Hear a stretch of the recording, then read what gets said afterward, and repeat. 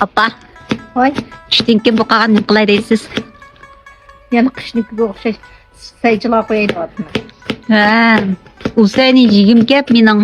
O'zimning yigimga kat Usayni. Har qatim chilgan amal yeymiz, shuni bilan pishqish tugaydi Usay.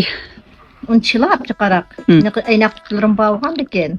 Güngünün muzluğa saklayıp şadan bir taks yemeyiz mi? Ha, ashta qilsa bo'lik. Buni nimdan qo'shdingiz? Onşonlarda Gobosay, Basay, Çınsay, Sözde. Çok sayılarga hacı kuş koyduğun.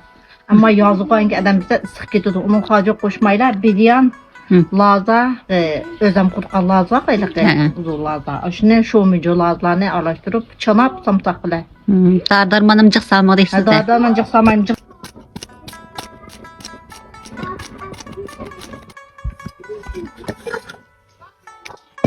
Sözü oğruğan ki.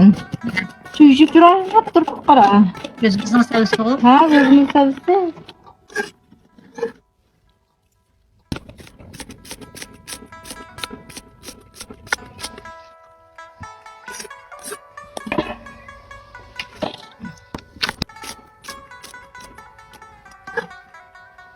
Doğrusay.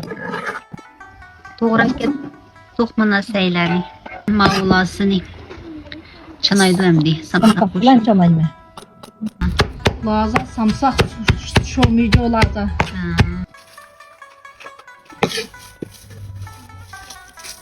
Tuzni 100 gramdan 150 gram atrofida, undan to'pilazini 100 gram atrofida, undan badiyanni 2 qo'chish cho'ng siqimdab 2 qo'chish qo'ydi. Endi tekshi ilashtirib olamiz. Sayını elektrikli kadar necip bak.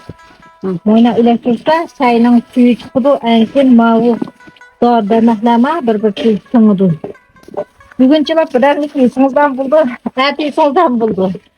Biz endi hazır qilib bo'ldik endi. Hozirdan boshlab yeyishga boshlaymiz. Say pishqan ishdan say tugaydi. Okşaptı.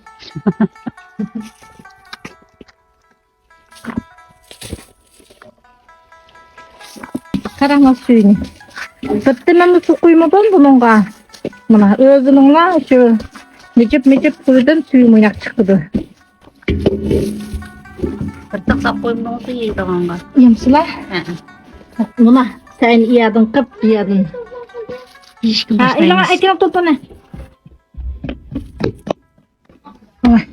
Taşını da sır koyduk. Bu endi pingvinning muzdek yeriga sap saqlaymiz-ku. Verip saklayımız. Necha vaqt pishidi? Voy o pişti ya.